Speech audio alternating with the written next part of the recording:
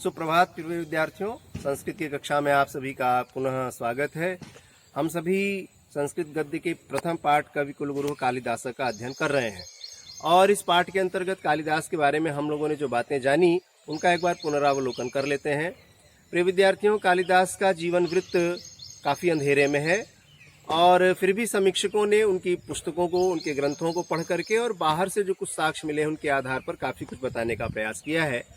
और जो बातें उससे निकल के आई हैं वो इससे कुछ बातें जो तय होती हैं कि कालिदास संस्कृत के सर्वश्रेष्ठ कवि थे और वो भारत में ही नहीं बल्कि विश्व के कई देशों में प्रसिद्ध थे।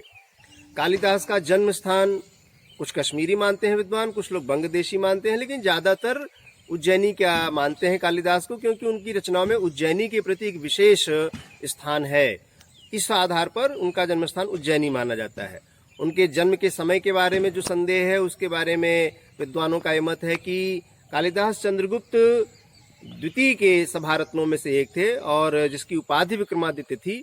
और ये जो चंद्रगुप्त द्वितीय विक्रमादित्य हैं, इनका प्रथम शताब्दी ईसा पूर्व में स्थान था।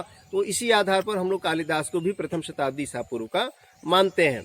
कालिदास के माता पिता और वंश के बारे में बहुत जानकारी नहीं है, किंतु इनकी रचनाओं में जो वर्ण, आश्रम, धर्म और धर्म की चर्चा है उसके आधार पर ये तय होता है कि कालिदास का जन्म ब्राह्मण कुल में हुआ था। ये शिव भक्त थे, किंतु शिव भक्त होने के बावजूद भी अन्य पंथों के प्रति इनके मन में तनिक भी संकीर्णता नहीं थी। कालिदास की 7 रचनाएं प्राप्त होती हैं, जिसमें से 2 महाकाव्य हैं, 2 खंड काव्य हैं और 3 नाटक हैं। रघुवंशम ये 19 सर्गों का एक महाकाव्य है जिसमें राजा दिलीप से लेकर के अग्निवर्ण तक की चर्चा है और कुमार संभव 18 सर्गों का है, पर कुछ विद्वान मानते हैं कि केवल 8 सर्ग तक ही कालिदास ने लिखा है, शेष बाद में जोड़े गए हैं। इसमें शंकर और पार्वती के पुत्र स्वामी कार्तिकेय के जन्म का वर्णन है, जिनका एक नाम कुमार भी है, इसलिए कुमार संभव इस ग्रंथ का नाम है। प्रिय विद्यार्थियों, 2 खंड काव्य है ऋतुसंहार। ऋतुसंहार 6 ऋतुओं का वर्णन इस पुस्तक में है, इस ग्रंथ में। और मेघदूतम 2 हिस्सों में बटा हुआ है, पूर्व मेघ और उत्तर मेघ। इसमें यक्ष और यक्षिणी के विरह का, इसमें वियोग का बहुत ही शानदार मार्मिक वर्णन है। प्रिय विद्यार्थियों, कालिदास के 3 नाटक हैं, विक्रमोर्वशीयम, मालविकाग्निमित्रम और अभिज्ञान शाकुंतलम। विक्रमोर्वशीयम में पुरुरवा और उर्वशी की प्रेम कथा का वर्णन है। मालविकाग्निमित्रम में मालविका और अग्निमित्र की प्रेम कथा का वर्णन है। जो कालिदास की प्रसिद्धि का सबसे प्रमुख कारण है वो रचना है अभिज्ञान शाकुंतलम। अभिज्ञान शाकुंतलम जो नाटक है वो 7 अंकों में विभाजित है और इस अभिज्ञान शाकुंतलम ग्रंथ में शकुंतला और दुष्यंत की प्रेम कहानी का वर्णन है। दुष्यंत और शकुंतला की प्रेम कथा का बड़ा ही सजीव और मार्मिक वर्णन इस ग्रंथ में किया गया है। प्रिय विद्यार्थियों, जैसा कि हम सभी ने जाना अभी तक कि शकुंतला मेनका, स्वर्ग की अप्सरा जो मेनका थी उनकी और विश्वामित्र की कन्या थी। शकुंतला के जन्म के बाद ही मेनका ने शकुंतला का त्याग कर दिया और शकुंतला को पक्षियों ने, जिनको हम शकुन भी कहते हैं, उसकी रक्षा की और कण्व ऋषि के आश्रम में इसका पालन पोषण हुआ।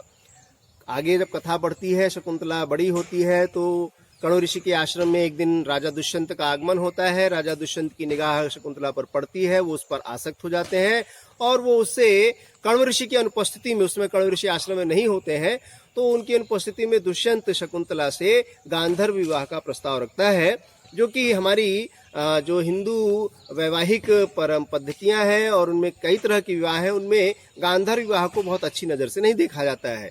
किंतु दुष्यंत ने शकुंतला से गांधर्व विवाह किया और जाते जाते अपने राज्य को वापस जाते जाते शकुंतला को उसने एक अपने नामांकित अपनी अंगूठी दी। बाद में दुष्यंत जब चले जाते हैं, कण्व ऋषि भी नहीं होते हैं आश्रम में। इसी बीच दुर्वासा ऋषि का आगमन आश्रम में होता है। शकुंतला दुष्यंत के ध्यान में खोई हुई है। दुर्वासा शकुंतला को श्राप दे देते हैं कि तुम जिसके ध्यान में खोई हुई हो वह तुम्हें ही विस्मृत कर जाएगा। फिर बाद में शकुंतला की 2 सखियां हैं, प्रेमवदा और अनसुईया, वो दोनों दुर्वासा ऋषि से क्षमा मांगती हैं, सारी बात रखती हैं। तो दुर्वासा ऋषि ने अपने श्राप में थोड़ी राहत देते हुए कहा कि अगर कोई पहचान का चिन्ह तुम राजा दुष्यंत को दिखाओगी तो वो तुम्हें याद कर लेगा। किंतु दुर्भाग्य से कथा दूसरी ओर पलट जाती है। कण्व ऋषि जब आश्रम में आते हैं, उनको सारी बातें पता चलती हैं कि दुष्यंत और शकुंतला का गांधर्व विवाह हो चुका है, तो वो इस विवाह को सहर्ष अनुमति दे देते हैं और फिर शकुंतला को उसके पति दुष्यंत के घर भेजने की तैयारी करते हैं। दुष्यंत के पास जाने से पहले शकुंतला की जब विदाई होती है, तो उस विदाई का बहुत ही मार्मिक और हृदय स्पर्शी वर्णन किया है और इसी आधार पर इस रचना में की गए वर्णन के ही आधार पर खासकर ये बात कही गई है कि कालिदास की रचनाओं में जो प्रकृति है, जो पेड़ पौधे पशु पक्षी हैं, वो भी जीवंत हो उठे हैं। उन्होंने भी मानव के तुल्य, मानव के समान ही कार्य किया है। मानव सहचरी हो गई है प्रकृति। जैसे कि जब रघुवंशम में एक जगह वर्णन आता है कि राजा रघु दिग्विजय के लिए जब निकलते हैं, तो वन के जो वृक्ष हैं वो पुष्पों की वर्षा करके राजा रघु का स्वागत करते हैं। इसी प्रकार अभिज्ञान शाकुंतलम में जब शकुंतला की विदाई कण्व ऋषि करते हैं, जो कि तो उस समय उस आश्रम के जो पौधे हैं वो शकुंतला को आभूषण प्रदान करते हैं। जैसे हम लोग के यहाँ सामान्य घरों में विवाह के समय जब कन्या की विदाई होती है, तो उसके जो परिजन होते हैं वो उसको आभूषण देते हैं उपहार में। उसी तरह से वहाँ आश्रम के पशुओं ने भी शकुंतला को जाते समय आभूषण, पुष्प रूपी आभूषण प्रदान किया। जो है आश्रम के हिरण थे, उनके बच्चे दुखी थे शकुंतला के जाने से, उसके रास्ते को रोक करके, विदाई के समय शकुंतला के रास्ते को रोक करके अपने निश्चल प्रेम को प्रकट करते हैं। उसी शाकुंतलम में अपने सखी की विदाई से जो सखियां होती हैं वो अत्यंत भावुक होती हैं, उनके नेत्रों से आंसू गिर रहे होते हैं। ऐसे इसमें कमलिनी को दिखाया है अभिज्ञान शाकुंतलम में कालिदास ने कि कमलिनी अत्यंत दुखी है और उसके ऊपर जो ओस की बूंदें पड़ी है वो मानो शकुंतला की विदाई से उसके आंसू हैं। उस कमलिनी का प्रेमी सूर्य जब सूर्योदय की वेला में, अरुणोदय वेला में प्रकट होता है, तो मानो अपनी किरणों से वो अपनी प्रेमिका कमलिनी के उन आंसुओं को पोंछने का काम करता है। इस तरह से हमने देखा कि कालिदास की रचनाओं में प्रकृति भी जो है जीवंत हो उठी है, मानव सहचरी हो उठी है। ये जो कालिदास का नाटक है अभिज्ञान शाकुंतलम, ये बहुत ही प्रसिद्ध नाटक है। इसी को लेकर के कहा गया है कि काव्येषु नाटकम रम्यम तत्र रम्या शकुंतला। काव्यों में नाटक सबसे रमणीय होता है और उस नाटकों में भी शाकुंतलम, अभिज्ञान शाकुंतलम जो नाटक है वह बहुत ही रमणीय है, बहुत ही सुंदर है। आगे की कथा विस्तार से और भी है कि शकुंतला फिर दुष्यंत के दरबार में पहुंचती है, किंतु उनके दरबार में पहुंचने से पहले उसके हाथ की अंगूठी रास्ते में एक जगह गिर जाती है और दुष्यंत जो है दुर्वासा ऋषि के श्राप के प्रभाव की वजह से शकुंतला को पहचान नहीं पाता है। शकुंतला जब अंगूठी दिखाने का प्रयास करती है तो उसके हाथ में वो अंगूठी भी नहीं होती है। फिर शकुंतला मारीच ऋषि के आश्रम में जाकर के रहती है और दुष्यंत भी बहुत दुखी रहते हैं।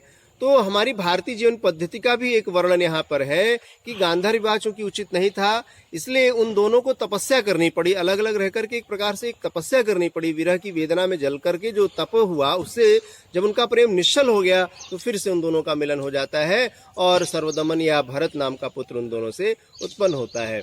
इस तरह से कालिदास की रचनाओं के बारे में अभी तक हम लोगों ने ये जानकारी प्राप्त की और खासकर ये विदाई का जो प्रकरण है अभिज्ञान शाकुंतलम के चौथे अंक में है, तो ये चौथा अंक अभिज्ञान शाकुंतलम का प्राण है। इसी तरह से कालिदास, अब हम जो आगे अनुच्छेद आज की कक्षा में पढ़ेंगे, उन अनुच्छेदों में कालिदास के ग्रंथों में आए हुए काव्य सौंदर्य की बातें हैं कि कालिदास के ग्रंथ में किस रस का वर्णन प्रमुख रूप से है। उनकी रचनाओं में श्रृंगार रस प्रमुखता से है, वही अंगी रस है। अंगी रस जो प्रमुख होता है उसे अंगी रस कहते हैं। बाकी रस भी है लेकिन वो अंगभूत है। इसी तरह से प्रसाद गुण और माधुर्य गुण की प्रमुखता है। वैदर्भी शैली उनके रचनाओं का प्राण है। अलंकारों में बहुत सारे अलंकारों का कालिदास ने प्रयोग किया है, किंतु उपमा की जिस तरह से कालिदास ने किया है उसको लेकर के एक सूक्ति ही बन गई है उपमा कालिदास से, अर्थात उनकी रचनाओं में उपमा अलंकार का सबसे शानदार प्रयोग हुआ है। प्रिय विद्यार्थियों, अब हम लोग कवि कुलगुरु कालिदास पाठ के 8वें अनुच्छेद का वाचन करते हैं। देखें, कालिदास काव्येषु अंगिरसः श्रृंगारः अस्ति, तस्य पुष्ट्यर्थं करुणाद्योऽन्ये रसाः अंगभूताः, रसानुरूपं क्वचित् प्रसादः क्वचिच्च माधुर्यं, तस्य काव्योत्कर्षे साहाय्यं कुरुतः। वैदर्भी रीतिः कालिदासस्य वाग्वश्येव सर्वत्रानुवर्तते।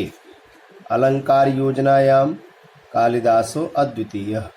यद्यपि उपमा कालिदासस्य इत्युक्तिः उपमा योजनायामेव कालिदासस्य वैशिष्ट्यम आख्याति। तथापि उत्प्रेक्षार्थान्तरन्यासादीनाम् अलङ्काराणां विनियोगः तेनातीव सहजतया कृतः।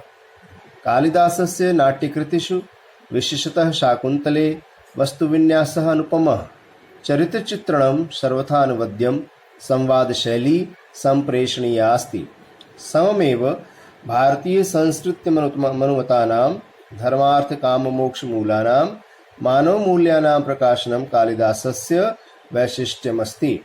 आश्रमवासिनीं शकुन्तलां निर्वर्ण्य मनसि कामप्ररोहमनुभूय दुष्यन्तः तावत् शान्तिं न लभते यावत् तां क्षत्रिपरिग्रहक्षमां विश्वामित्रस्य दुहितेयमिति नावयति। कण्वस्यानुज्ञां विना गन्धर्वविधिना कृतः विवाहः उभावपि तावत् प्रताडयति यावद् एकतः शकुन्तला मारीचाश्रमे तपश्चरणेन अवज्ञाजनितं कलुषं न क्षालयति, अपरतः दुष्यन्तः अङ्गुलीयलाभेन लब्धस्मृतिः सद्भृशं पीड्यमानः प्रायश्चित्ताग्नौ आत्मशुद्धिं न कुरुते। तदनन्तरमेव तयोः दाम्पत्यप्रेम निष्कलुषं भवति, पुत्रोपलब्धौ च परिणमते। अब हम लोग इसका हिंदी भावार्थ, हिंदी अनुवाद देखते हैं। कालिदास काव्येषु अंगीरसः श्रृंगारः अस्ति। कालिदास के काव्यों में अंगीरस श्रृंगार है।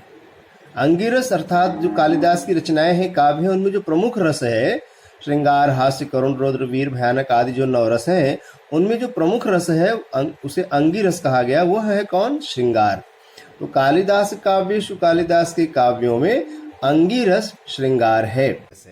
तस्य पुष्ट्यर्थम, उसकी पुष्टि के लिए करुण आदयोन्य रसाः अंगभूता। उसकी पुष्टि के लिए, उसकी अर्थात किसकी पुष्टि के लिए? श्रृंगार रस की पुष्टि के लिए। तो उसकी पुष्टि के लिए करुण आदि अन्य रस अंग स्वरूप है। अर्थात कालिदास के ग्रंथों में श्रृंगार रस प्रमुख है और उस श्रृंगार रस को ही मजबूती प्रदान करने के लिए करुण आदि अन्य रसों का प्रयोग किया गया है। रसानुरूपम क्वचित, रस के अनुरूप कहीं प्रसादः, क्वचित च, और कहीं माधुर्यम, तस्य काव्योत्कर्षे साहाय्यम कुरुतः, उनके काव्य के विकास में सहायता करते हैं। अर्थात कालिदास के ने ग्रंथों में अपने रस के अनुरूप, जैसे रस का प्रयोग किया गया है उसी के अनुरूप कहीं पर प्रसाद गुण का प्रयोग किया है और कहीं माधुर्य गुण का प्रयोग किया है। उसी बात को यहाँ स्पष्ट करते हैं कि दोनों ही गुण उनके काव्य का जो विकास है उसमें सहायता प्रदान करते हैं। रसानुरूपम, रस के अनुरूप, क्वचित कहीं, प्रसादः क्वचित च, और कहीं माधुर्यम, माधुर्य, तस्य काव्योत्कर्षे, उनके काव्य के विकास में साहाय्यम कुरुतः, सहायता करते हैं। वैदर्भी रीति कालिदासस्य वाग्वश्या इव सर्वत्र अनुवर्तते।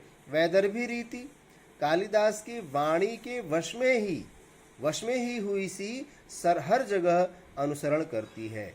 किसका अनुसरण करती है? वैदर्भी रीति वाणी का अनुसरण करती। किसकी वाणी का? कालिदास की वाणी का अनुसरण करती है। वैदर्भी रीति कालिदासस्य वाग्वश्येव सर्वत्र अनुवर्तते। वैदर्भी रीति कालिदास की वाग्वश्या इव, वाणी के वश में हुई सी, सर्वत्र हर जगह उसका अनुसरण करती है, वाणी का अनुसरण करती है। अलंकार योजनायाम कालिदासः अद्वितीय। अलंकार योजना में कालिदास अद्वितीय है। यद्यपि उपमा कालिदासस्य इत्युक्ति, यद्यपि उपमा कालिदासस्य यह उक्ति है। उपमा योजनायाम एव, उपमा की योजना में ही कालिदासस्य वैशिष्ट्यम आख्याति, कालिदास की विशेषता को, वैशिष्ट्यम विशेषता को आख्याति बताती है। अर्थात ये जो उक्ति है उपमा कालिदासस्य, यह उक्ति ये बताती है कि कालिदास उपमा की योजना में ही विशेष थे, उपमा की योजना में निपुण थे। फिर भी, तथापि फिर भी उत्प्रेक्षा अर्थांतरन्यासादीनाम अलंकाराणाम विनियोगः तेनातीव सहजतया कृतः। क्या कह रहे हैं? फिर भी उत्प्रेक्षा अर्थांतरन्यास आदि अलंकारों के प्रयोग, आदि अलंकारों का प्रयोग उनके द्वारा अतीव सहजतया, अत्यंत सहजता से, अत्यंत स्वाभाविक रूप से कृतः किया गया है। क्या है? फिर से देखें, यद्यपि उपमा कालिदासस्य इत्युक्ति यद्यपि उपमा कालिदासस्य यह उक्ति उपमा योजनायाम एव उपमा की योजना में ही कालिदासस्य वैशिष्ट्यम आख्याति कालिदास की विशिष्टता को वैशिष्ट्य को बताती है। तथापि फिर भी उत्प्रेक्षा अर्थांतरन्यास आदि अलंकारों का प्रयोग तेन अतीव उनके द्वारा अत्यंत सहजतया स्वाभाविक रूप से कृतः किया गया है। कालिदासस्य नाट्यकृतिषु कालिदास के नाट्य रचनाओं में विशेषतः शाकुंतले विशेष रूप से शाकुंतलम नाम का जो नाटक है उसमें विशेष रूप से वस्तु विन्यास अर्थात कथा वस्तु अनुपम है। चरित्र चित्रण सर्वथा अनवद्यम चरित्र चित्रण सर्वथा निर्दोष है, हर प्रकार से निर्दोष है। चरित्र के चित्रण में कोई दोष नहीं है। संवाद शैली संप्रेषणीय आस्ति और संवाद शैली संप्रेषणीय है। फिर से इसको देखें, कहते हैं कालिदास से नाट्य कृतिषु कालिदास की नाट्य रचनाओं में विशेषतः विशेष रूप से शाकुंतल में वस्तु विन्यास अनुपम कथा वस्तु अनुपम है। अर्थात जो कथा का गठन है, जो नाटक में बात रखी गई है, कहानी शुरू से अंत तक है, उसका गठन अत्यंत अनुपम है। चरित्र चित्रणम सर्वथा अनुद्यम और जो पात्र है उनका जो चरित्र चित्रण है वह सर्वथा निर्दोष है। चरित्र चित्रणम सर्वथा अनुद्यम प्रत्येक पात्र के हिसाब से ही उसका चित्रण उनके काव्यों में किया गया है। चरित्र चित्रण सर्वथा अनुवद्यम चरित्र चित्रण सर्वथा निर्दोष है। संवाद शैली संप्रेषणीय आस्ति और संवाद शैली संप्रेषणीय है, यानी जिनके नाटकों में पात्रों के बीच में संवाद है, बातचीत है, वह बातचीत हमारे आप तक बड़ी सहजता से पहुंचता है। सममेव साथ ही भारतीय संस्कृति अनुमतानाम धर्मार्थ काम मोक्ष मूलानाम मानव मूल्यानाम प्रकाशनम कालिदासस्य वैशिष्ट्यम अस्ति। साथ ही भारतीय संस्कृति के अनुसार धर्म अर्थ काम मोक्ष स्वरूप मानव मूल्यों का प्रकाशन कालिदास की विशिष्टता है। अर्थात कालिदास के ग्रंथों में केवल प्रसाद गुण, माधुर्य गुण, वैदर्भी रीति, अलंकार आदि पर ही ध्यान नहीं दिया गया, बल्कि भारतीय संस्कृति के अनुसार जो धर्म अर्थ काम मोक्ष हमारी भारतीय संस्कृति के चार मूल पहिए हैं, उन पर भी बहुत जोर दिया गया है।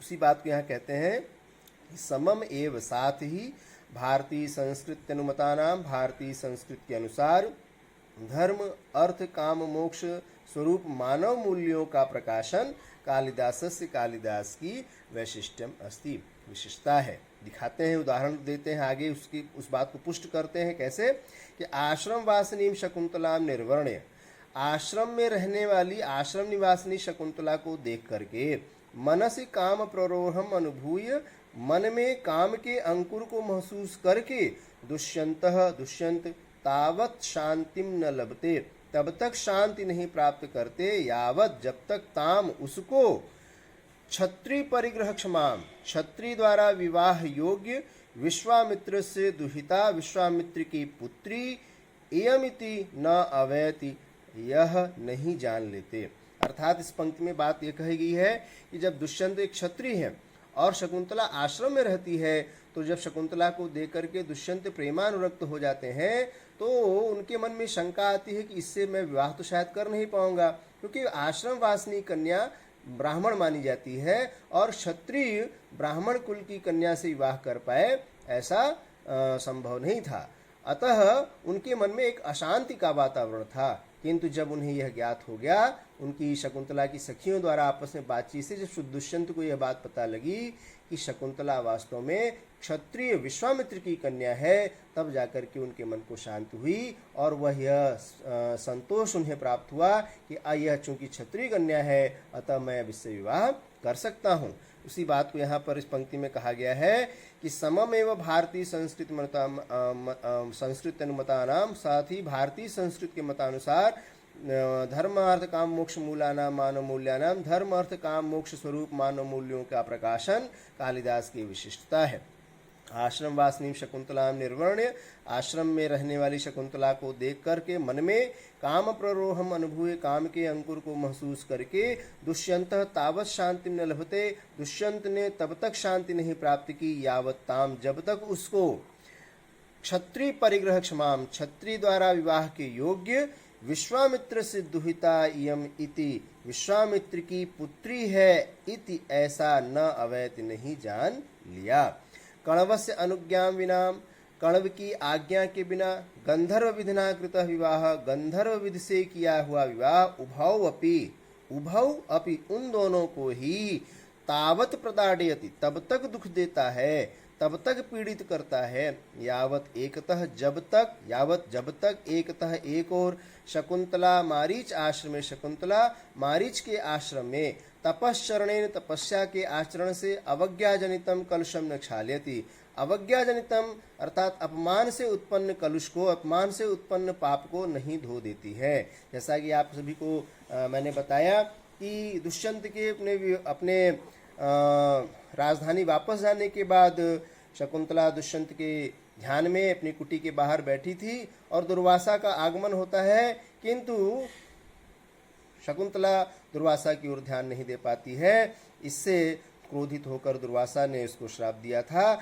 उसी बात को यहाँ पर कहते हैं कि कण्वस्य अनुज्ञा बिना, कण्व की आज्ञा के बिना, गंधर्व विधिना कृतः विवाह, गंधर्व विधि से किया हुआ विवाह, उभौ अपि उन दोनों को ही तावत प्रदाड़यति तब तक दुख देता है, यावत एकतः जब तक एक और शकुंतला मारीच आश्रम में तपश्चरण, मारीच के आश्रम में तपस्या द्वारा दुर्वासा के अपमान से उत्पन्न कलुषम पाप को न क्षालित नहीं धो देती है। जैसा कि आप सभी को मैंने बताया कि दुष्यंत के दरबार में जब दुर्वासा शकुंतला पहुंचती है तो दुष्यंत दुर्वासा के श्राप के प्रभाव से शकुंतला को पहचानने से इनकार कर देते हैं। इसके बाद शकुंतला वहाँ से मारीच के आश्रम में जाती है, वहाँ रहती है, वहाँ वियोग की अवस्था में तपस्या करती रहती है।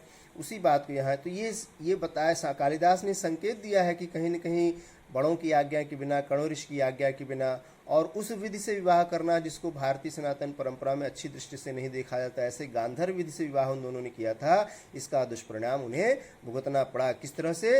एकतः एक और शकुंतला मारीच के आश्रम में तपस्या के आचरण से अपमान जनित, किसके अपमान से? दुर्वासा के अपमान, कोष्ठक में दुर्वासा लिख देंगे, दुर्वासा के अपमान से उत्पन्न पाप को नहीं धो देती है।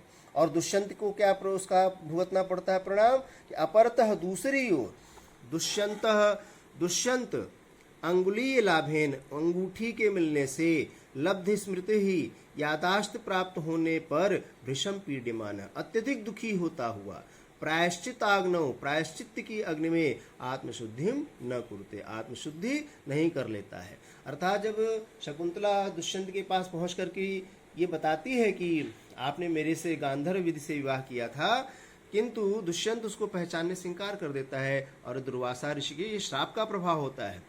किंतु दुर्वासा ने कहा था कि यदि शकुंतला तुम अपनी पहचान का कोई चिन्ह दिखाओगी तो दुष्यंत तुम्हें पहचान जाएगा। किंतु उसमें उसके हाथ में जो अंगूठी थी, पहचान का चिन्ह जो था, जो दुष्यंत ने शकुंतला को आश्रम में दिया था, वह रास्ते में राजा के पास आते समय शची तीर्थ में गिर गई थी, इसलिए अंगूठी शकुंतला की उंगली में नहीं थी, जिसकी वजह से शकुंतला को दुष्यंत नहीं पहचान पाया। किंतु जब बाद में वह अंगूठी राजा को प्राप्त होती है तो उस अंगूठी को देख करके दुष्यंत को सारी बातें याद आ जाती हैं जो उसने कण्व ऋषि के आश्रम में शकुंतला के साथ बिताए थे। इसके बाद दुष्यंत को बहुत प्रायश्चित होता है, पश्चाताप होता है कि मैंने शकुंतला को पहचानने से इनकार कर दिया, और उस पीड़ा में, उस अग्नि में, प्रायश्चित की अग्नि में वो दिन रात जलता रहता है। तो अर्थात शकुंतला को भी कहीं न कहीं दुर्वासा ऋषि के श्राप का प्रभाव झेलना पड़ा, या कण्व की आज्ञा के बिना दोनों ने जो विवाह किया उसका परिणाम, एक और दुष्परिणाम शकुंतला को भी झेलना पड़ा और दूसरी तरफ दुष्यंत को भी। तो यहाँ पर वही बात कह रहे हैं कि अपरतः, दूसरी ओर,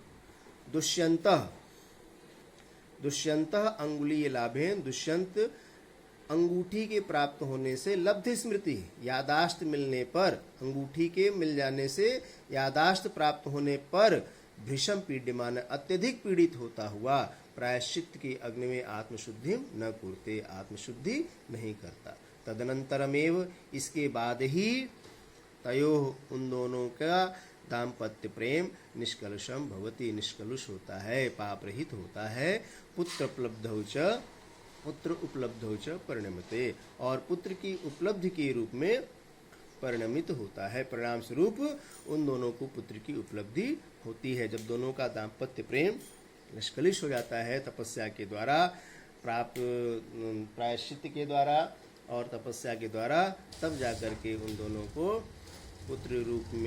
पुत्र की उपलब्धि के रूप में एक सुपरिणाम प्राप्त होता है। प्रिय छात्रों, आज की कक्षा में बस इसी अनुच्छेद का हम लोग अध्ययन करेंगे। प्रिय छात्रों, एक बात आपको ध्यान दिलानी है कि पूरे पाठ में किसी भी गद्यांश का जो संदर्भ होगा उस संदर्भ प्रत्येक गद्यांश के लिए एक ही होगा। ये प्रस्तुत गद्य हमारी पाठ्य पुस्तक संस्कृत के प्रथम पाठ कवि कुलगुरु कालिदास से लिया गया है और प्रसंग हर पैराग्राफ का, हर अनुच्छेद का अलग अलग अनुच्छेद के अनुसार हो जाएगा। शेष अनुच्छेद हम लोग इसके बाद वाली कक्षा में पढ़ेंगे। चलते चलते हम सभी विश्व कल्याण की भावना से ओतप्रोत मंत्र को दोहराते हैं। सर्वे भवन्तु सुखिनः, सर्वे सन्तु निरामयाः, सर्वे भद्राणि पश्यन्तु, मा कश्चित् दुःखभाग् भवेत्। ओम शांति शांति शांति।